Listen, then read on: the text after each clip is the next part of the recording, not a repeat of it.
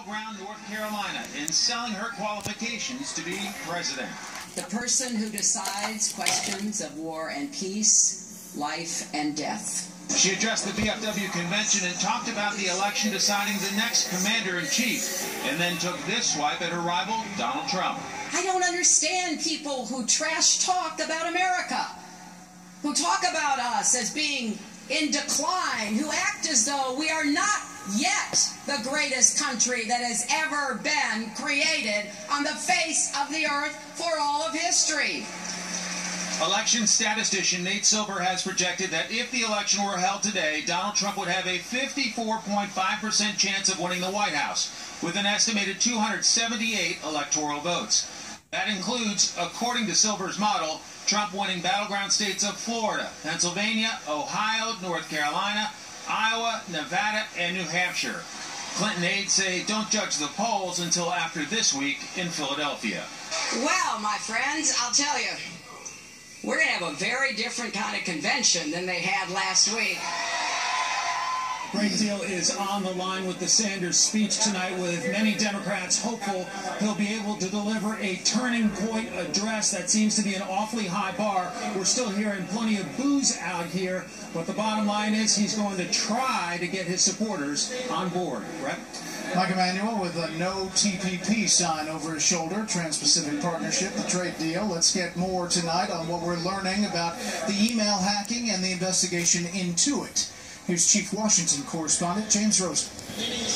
With WikiLeaks' publication of 19,000 internal DNC emails having already toppled the party's chair on the eve of the Democratic Convention, the FBI announced its agents are working to determine the nature and scope of the intrusion. I think we need to let the FBI do their work before we try to form any conclusions here about what happened and what the motivation was behind it. Law enforcement sources confirmed to Fox News, however, that the emails can be traced to two intrusions into the DNC system, first reported in June and believed to be the work of two Russian intelligence units. That led Hillary Clinton's campaign manager to speculate that the Kremlin orchestrated the affair to sabotage the former Secretary of State. What further experts are saying is that then, because they possessed those emails, that Russian state actors were feeding the emails to hackers for the purpose of helping Donald Trump. Clinton's campaign chairman was less willing to make that leap. I think that we don't have information right now about that. The White House reportedly convened a high-level meeting on the DNC hacking late last week, just hours before WikiLeaks posted the documents. Today, the president's spokesman declined to comment on either the provenance or the contents of the emails. But I'm not aware that this particular incident or the reports of this particular incident have been a subject of conversation between President Obama and President Putin. It's not the first time the Clinton campaign has seen a conspiracy at work against the presumptive Democratic nominee. In January, spokesman Brian Fallon accused the intelligence community's Inspector General, I. Charles McCullough III, of colluding with Republican lawmakers to prolong the investigation into Clinton's private server. Nor are the DNC emails the last document dump of its kind the Clinton campaign can expect to face from WikiLeaks, whose founder said last month he expects to release more of Clinton's personal emails. There's very strong material, both in the emails and in relation to the Clinton Foundation. And just 9 days after Julian Assange issued that threat, Bloomberg reported that Russian hackers had also penetrated into the email systems of the Clinton Foundation. Where this is all going, what it's going to mean for this Democratic ticket, what it's going to mean for the general election campaign, it's all very much up in the air. And anybody who tells you that they know what it's going to mean probably belongs back in the USSR, Brett. James, thank you. Now to the Republicans. Donald Trump is laughing right now at Democrats who made fun of his convention as fractured. He's also dismissing as a joke the Clinton campaign assertion that Russia is leaking DNC emails in order to help him. Chief political correspondent Carl Cameron is with the Trump campaign in Winston-Salem, North Carolina, ahead of the big rally there tonight.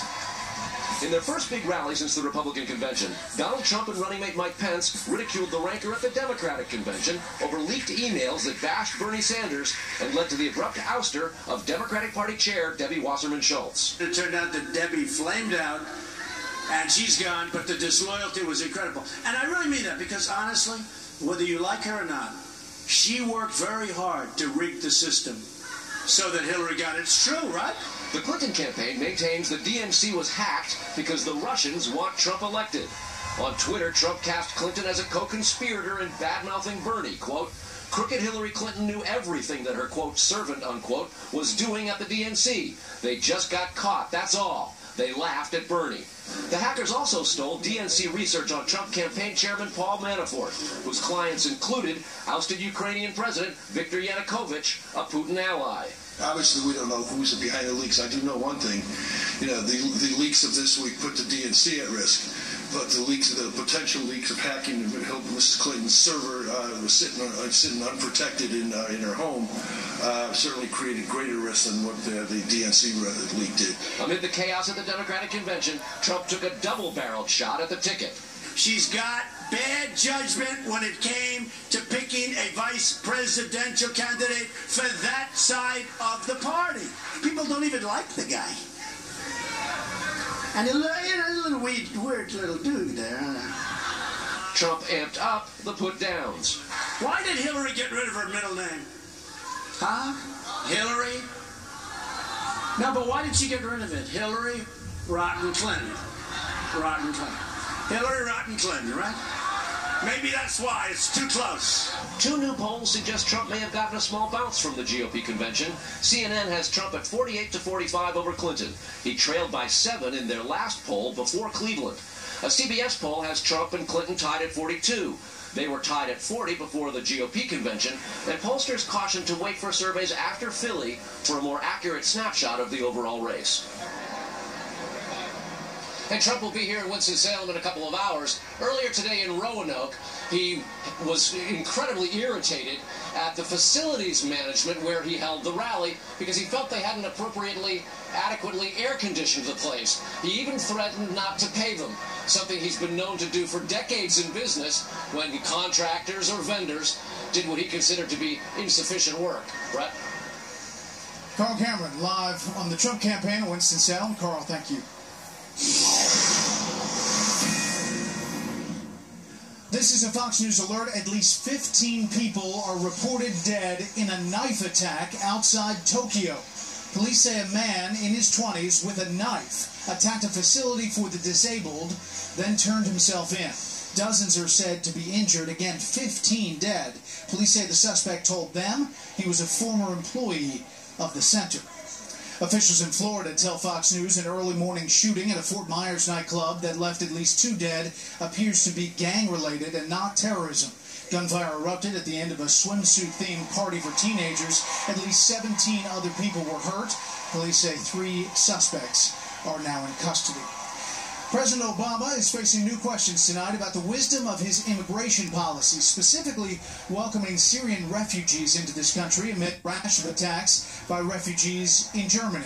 Correspondent Kevin Cork has that story from the White House. It was the latest in a string of attacks in Germany carried out by refugees. Sunday's bombing in Ansbach perpetrated by a 27-year-old Syrian who'd been denied asylum in the country a year ago. Hours earlier, another Syrian refugee killed a co-worker and injured 2 others in a knife attack in the town of Reutlingen.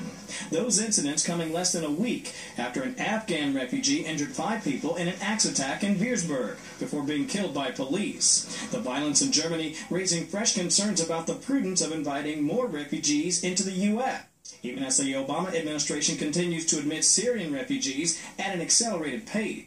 More than 1,500 Syrian refugees have been admitted since the beginning of July, and a total of more than 6,900 since last October, according to the State Department's Refugee Processing Center. Almost every single person that's being considered for refugee status is a person that's fleeing violence in their country, and the United States has a responsibility to step up and respond to the call. Extreme vetting. Tough word.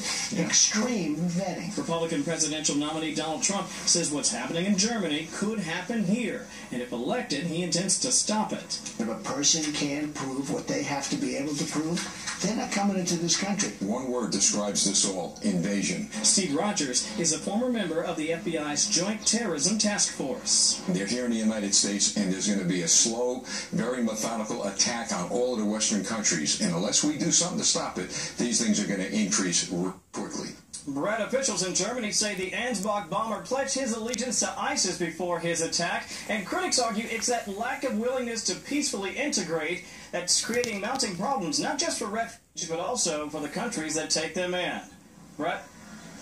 Kevin Cork live on the North Lawn. Kevin, thank you. Today on the markets, stocks were down. The Dow lost 78, the S&P 500 fell 7, the Nasdaq dropped 3. Coming up, why did 60 Minutes not just bury the lead in its Hillary Clinton interview, but throw dirt on it as well? Media analyst Howard Kurtz is next with that, but first, a look down on the convention floor and what makes this stage unique.